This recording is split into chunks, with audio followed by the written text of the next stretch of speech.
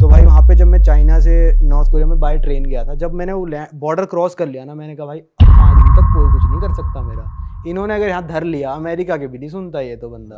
तो भाई वहाँ पे ऐसा है कि उस बंदे ने हमको कहा था, जो हमारा टूर गाइड था, क्या ये आपका होटल है, होटल हमारा एक आइलैंड पे है, दोनों तरफ शहर है, होटल आइलैंड पे है, कि आप होटल के जो ये मेन डोर है इससे बाहर मत निकलना बस।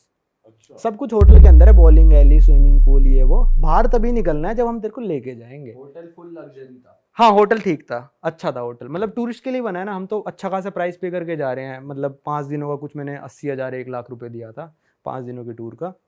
तो उन्होंने कहा था निकलना बाहर तभी जब हम लेके जाएंगे। एक दिन मैंने क्या करा भाई कि वहाँ पे मैंने छुट्टी ले ली कि आज के टूर में ज्वाइन नहीं करूँगा, तो एक गाइड उन्होंने मेरे लिए स्पेशल होटल में बिठा के गए कि इस पे नज़र रख कि ये कहीं निकल ना जाए या अलग हाँ से। निकल ना जाए कहीं पे, इतनी स्ट्रिक्टनेस है वहाँ पे। और बाय चांस ऐसा कभी हुआ है कि किसी का किस्सा कुछ की कोई निकल गया हो तो क्या होता है? वो हुआ था, सब बहुत फेमस है, ऑटो वार्मबियर करके एक बंदा है, यूएस का बंदा है, उसके ऊपर वो एयरपोर्ट पे बैठा था रिटर्न फ्लाइट के लिए अपनी, बंदे आए उसको लेके चले गए। उस पर इल्ज़ाम क्या लगा, उसने उसी होटल से जहाँ मैं रुका था उसी होटल से पेंटिंग चुराई है। अब पेंटिंग चुराई तो भाई उसको जेल में डाल दिया, कड़ा कारावास मिला, पूरे all over the world news चली। उसको मरी हुई हालत में वापस अमेरिका भेजा, अमेरिका आके वो मर गया, मतलब कोमा की स्टेट में वापस भेजा उसको, ऐसा टॉर्चर किया, कोमा की स्टेट में वापस भेजा उसको। कहते हैं मतलब कि बंदा कोई रिस्पॉन्स नहीं कर रहा है, बस जिंदा है, चल रही है उसकी सांसें, पर वो जिंदा नहीं है, और वो थोड़े दिनों बाद मर गया अमेरिका आके। अरे बाप रे। तो ऐसी हालत करके भेजा तो ये मैंने किस्सा ना मतलब जाने से 1-2 दिन पहले पढ़ लिया, तो मेरी फट गई भाई।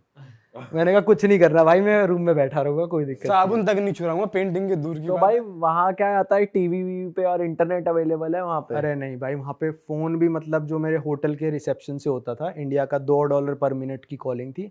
तो मैंने एक बार बस पापा को फ़ोन किया था कि मैं ठीक हूँ बस, और कुछ नहीं बोला था मैंने, बस ठीक है, क्योंकि अगला घर वाले भाई कुछ भी बोल दे, किम जोंग उन, तो मैंने कहा भाई कुछ मत बोलना आप लोग, बस मैं आप बता दूंगा कि आपकी बात हो गई मेरे से, बस ठीक है। और जो राजा है वहाँ का, किम जोंग उन जो डिक्टेटर है, उसने अपने पापा और दादा दोनों की बॉडी प्रिजर्व करके रख रखी है, ऐसी की ऐसी। अच्छा जी।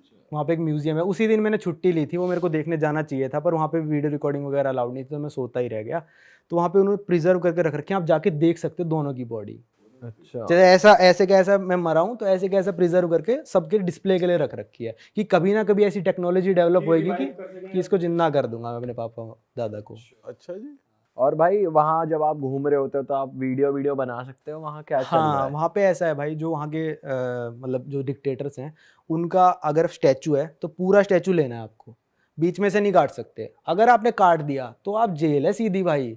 अगर न्यूज़पेपर में फोटो छपी हुई है और आपने न्यूज़पेपर ऐसे फोल्ड कर दिया और उनकी फोटो फोल्ड हो गई, जेल है सीधी, ठीक है। और अगर अंडर कंस्ट्रक्शन बिल्डिंग की आपने फोटो ले ली तो सीधी जेल है वहाँ पे, और जेल से कोई नहीं छुड़ा सकता भाई वहाँ पे, कितना ही डिप्लोमेटिक अप्रोच। और वहाँ लोगों से बात कर सकते हो ऐसे? हाँ लोग करते हैं बात, पर वो कोरियन बोलते हैं, उनको इंग्लिश इंग्लिश तो पता ही नहीं ना। वहाँ के लोग मतलब हजारों में डॉलर में पैसे देते हैं एजेंट्स को, कि चाइना और कोरिया के बीच में एक नदी है जो कि सर्दियों में जम जाती है, -20-25 में वो नदी जम गई, तो नदी क्रॉस कराने के नॉर्थ कोरिया वाले पैसे देते हैं चाइनीज़ एजेंट्स को कि हमको क्रॉस करा दो। और अगर एक बंदा क्रॉस कर गया ना और उनको पता चल गया, तो पूरा परिवार लेबर कैंप में जाएगा।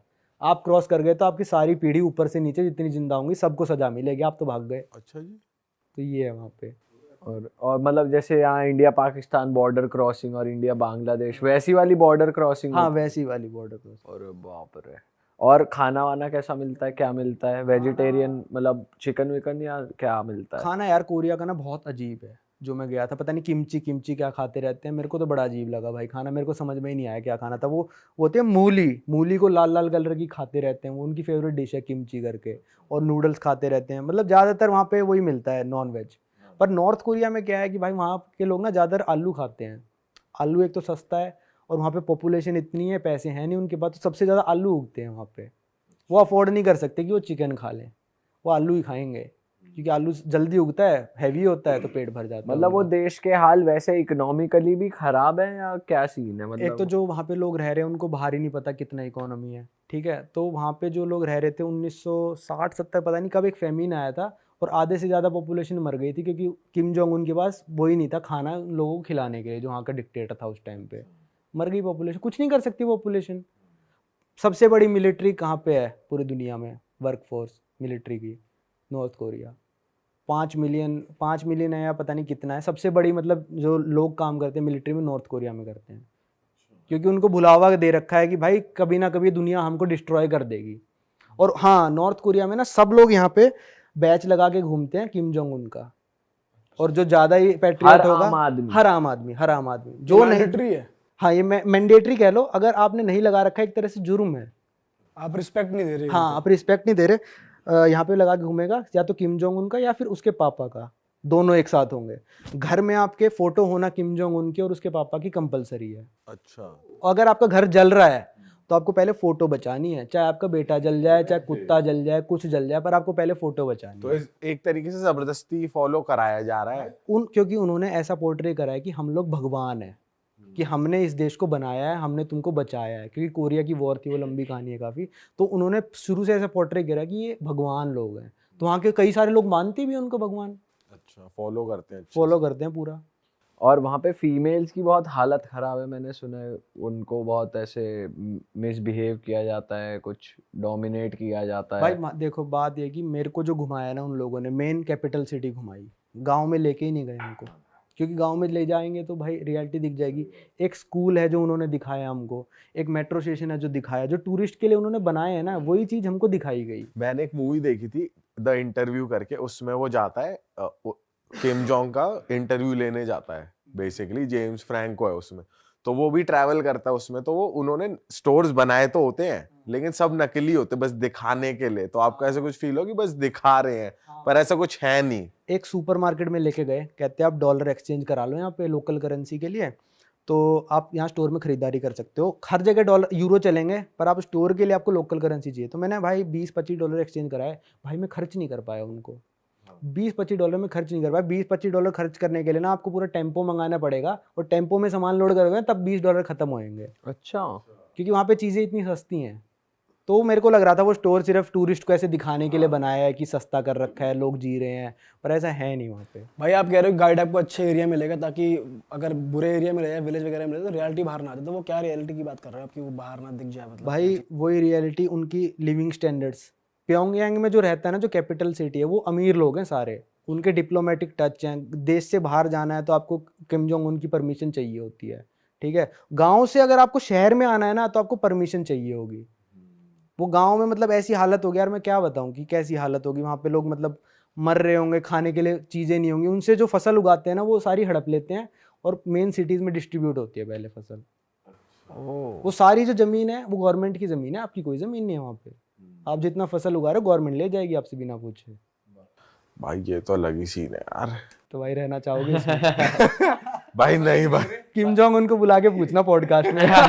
भाई वो तो फिर हो ही नहीं पाएगा। वो तो जब ट्रैवल करता है तो उसको ट्रेन में ट्रैवल करता है, उसको फ्लाइंग से डर लगता है। वो रशिया की कैपिटल गया था मॉस्को, 9 दिन लगे थे, ट्रेन में गया था वो, अपनी पूरी की पूरी ट्रेन लेके गया है। जैसे यहाँ से अमेरिका का प्रेसिडेंट आता है तो अपना वो एयरफोर्स 1 का प्लेन लेके आता है, 4-5 लिमोजीन लेके आता है, वो ट्रेन लेके जाता है पूरी बुलेट प्रूफ। भाई ये तो अलग ही सीन है यार। जलवा है ना अगले का। भाई इजराइल भी गए हो आप, वहां की बात करते हैं थोड़ी। वहां का कैसा रहा एक्सपीरियंस? यार इजराइल मेरे को जो सबसे मतलब खतरनाक एक्सपीरियंस लगा वो मेरे को लगा दिल्ली एयरपोर्ट पे। इजराइल की एयरवेज है एल आल एयरवेज, उनकी एयरवेज का नाम है, जैसे एयर इंडिया है अपनी। तो एल आल एयरवेज जहाँ से भी उड़ती है, जिस भी एयरपोर्ट से एल आल एयरवेज उड़ के इजराइल जाती है, उस एयरपोर्ट पे इजराइल के सीक्रेट स्टाफ वाले खड़े होते हैं। और सबको, मेरे को पता नहीं था पहली बात ये, बाद में जाके पता चला मेरे को। वो खड़े हैं वहाँ पे, जैसे ही आप चेक इन काउंटर पे जाओगे ना, आप चेक इन काउंटर पे जा ही नहीं सकते। पहले आपको पासपोर्ट अपना उसको देना पड़ेगा, उस बंदे को, सारी चीज़ पूछेगा। जितने भी मुस्लिम देश आप गए हो वो सारों के नाम लेगा। जैसे मेरे पासपोर्ट में 5-6 देश थे उस टाइम पे, सबका नाम लिया, इस यहाँ क्यों गया, यहाँ क्यों गया, यहाँ क्यों गया, यहाँ क्यों गया। तो वो तब आपको बोर्डिंग करने देंगे जब वहाँ पे दिल्ली एयरपोर्ट पे क्लियर हो जाएगा कि मैं कुछ गलत काम नहीं करने जा रहा हूँ। उनके प्लेन में, उनके जो प्लेन है एल आल एयरवेज के, उसमें काउंटर मेजर्स लगे हुए हैं। मतलब जैसे मिसाइल हमने छोड़ दी ना प्लेन पे, नॉर्मल पैसेंजर जेट पे छोड़ेगा क्या करेगा, वो उड़ जाएगा वो तो। पर उनके प्लेन में वो लगे हुए हैं पटाखे से जो निकलते हैं, जिसमें मिसाइल कंफ्यूज होकर उन पटाखों में लग जाती है और उनका प्लेन सेफ रहता है। मिसाइल डॉज हो जाती है। हाँ, मिसाइल डॉज हो जाती है, जैसे मूवीज में देखा होगा, जैसे फाइटर वो करते हैं। तो उनके प्लेन भी इतने हाई टेक है, और उनके हर प्लेन में जितने भी पैसेंजर प्लेन है, एक इजरायली डिफेंस फोर्स का बंदा होता है। अच्छा, और ये सब इसीलिए क्योंकि वो इतने सारे उनके जो मुस्लिम जो हाँ, तो इजराइल का ऐसा है ना भाई कि चारों तरफ से जो देश घिरा हुआ है वो मुस्लिम देशों से घिरा हुआ है। प्लस जितने भी दुनिया के सारे मुस्लिम देश हैं सब लोग इसराइल को हेट करते हैं। वो रिकॉग्नाइज नहीं कर रहे ना कि इसराइल एग्जिस्ट भी करता है। पाकिस्तान के पासपोर्ट पे तो ये लिखा है this passport is not valid for Israel. अच्छा, ठीक है, तो अगर आप इसराइल जाते हो तो आप भी एक नया पासपोर्ट इंडियन गवर्नमेंट से ले सकते हो कि मेरे को इसराइल जाना है, मेरे को दूसरा पासपोर्ट दे दो, सेकेंडरी पासपोर्ट। तो इतने देश जब यार आपको इतने लोग हेट कर रहे हैं तो आपको सिक्योरिटी तो मेंटेन करनी पड़ेगी ना, आपको जान को खतरा है, तो इसलिए इसराइल वहाँ पे जाके भी आपको ऐसा लगा? नहीं यार, वहाँ पे हाँ वहाँ पे जाके ऐसा था कि ना वहाँ पे हर बंदे को डिफेंस में सर्व करना पड़ेगा, क्योंकि उनको पता है जिस दिन सारे मुस्लिम देशों ने हम पे अटैक किया, ये मतलब कहने वाली बात है, वैसे सब ने अटैक किया तो पूरी जनता सारी AK-47 लेके खड़ी हूँ। वहाँ पे लड़कियां ना बस में, जैसे 20-25 साल की लड़कियां AK-47 बस में लेके चल रही हैं, मेरे साथ खड़ी हैं नॉर्मली, बस में नॉर्मल पब्लिक ट्रांसपोर्ट में ट्रैवल कर रही है, मेट्रो में ट्रैवल कर रही है, बस में ट्रैवल कर रही है। तो पूरे टाइम डर में रहना हो गया बेसिकली, कि डर में कभी भी मार सकता है कोई भी आपको, तो भाई गन लेके घूमो। नहीं वो नहीं है, मतलब वो तो ऐसा है कि अपने प्रैक्टिस पे भी जा रहे हैं तो पब्लिक ट्रांसपोर्ट में मशीन गन लेके जा रही हैं वो, मतलब वहाँ सेफ है पूरा, इसराइल अंदर से पूरा सेफ है। और वहाँ के लोग अच्छे हैं, बात करते हैं? इंडिया का तो भाई बहुत रिस्पेक्ट है, मैं बताऊं तो पूरी दुनिया में इंडिया की इतनी रिस्पेक्ट है ना, मेरे को नहीं लगता किसी देश की रिस्पेक्ट है जितनी इंडिया की है। हर देश में रिस्पेक्ट है इंडिया की। मेरे को जहाँ पे भी मैं जाता हूँ और कहता हूँ इंडिया, भाई बंदा चौंक जाता है, रिस्पेक्ट देता है, नमस्ते बोलेगा। इंडिया की बहुत रिस्पेक्ट है पूरी दुनिया में। इजरायली लोग तो वैसे भी कनेक्ट करते हैं हाँ, इंडिया इंडिया और से। इसराइल के तो रिलेशंस काफ़ी अच्छे हैं। हाँ। मेरे को नहीं मिला भाई आज तक एक भी ऐसा देश जहाँ पे इंडियंस को हेट करते हो। कहीं रेसिज्म कहीं आपने वैसे मुस्लिम कंट्रीज में? मुस्लिम कंट्रीज़ में हो जाता है कई बार कि जैसे एग्जांपल देता हूँ मैं कि जैसे हम ना उज़्बेकिस्तान में थे, हमने एक टैक्सी करी और ऊबर वगैरह सिस्टम नहीं था वहाँ पे, नॉर्मल बात करके करी। उसने वहाँ की करेंसी 1 लाख बोली कि 1 लाख की आपकी टैक्सी पड़ेगी यहाँ से यहाँ तक 8.2 B पॉइंट। तो भाई हमने कहा ठीक है। अब रास्ते में वो बंदा ना, हम 3 जने थे, एक मेरे साथ सरदार जी थे, एक 2 दोस्त और थे मेरे, हम सारे हिंदू थे, पाजी सिख हो गए, वो बंदा मुस्लिम था। तो पूरे रास्ते हमसे वो क्या पूछता है कि आपका रिलीजन क्या है। तो बाजी ने कहा आई एम पंजाबी, हमने कहा वी आर हिंदू ये वो। तो कहता नो मुस्लिम, तो इंडिया में तो मुस्लिम होते हैं, वैसे बातें करने लग गया, मुस्लिम मुस्लिम ऐसे बोलने लग गया कि मुस्लिम बन जाओ, एक ही गॉड है ये वो बोलने लग गया। मतलब सब लोग तो नहीं बोलते, उसके दिमाग में डिफेक्ट था, वो बोलने लग गया। तो उसने हमको जब स्टेशन पे उतारा ना, कहता नहीं 1 लाख नहीं 2 लाख दो, क्योंकि उसको पता चल गया कि हम मुस्लिम नहीं, इनको लूट लेता हूँ। अरे वाह, आपने ये वीडियो यहाँ तक देख ली भाई, तुमने हमारी मेहनत सफल कर दिया, तुम ही लोग हो असली रियल हिट। और अगर आपको बहुत मजा आ रहा है ऐसी क्लिप्स में, ऐसी वीडियोस में, तो फटाफट जाइए प्लेलिस्ट पे बिंज वॉच कीजिए, सारी वीडियोस देख डालो और मौज काटो। That is it. हम मिलेंगे नए पॉडकास्ट में, नई क्लिप में। Till then bye bye, see you, take care, do subscribe, best of real talk online. Okay, bye bye.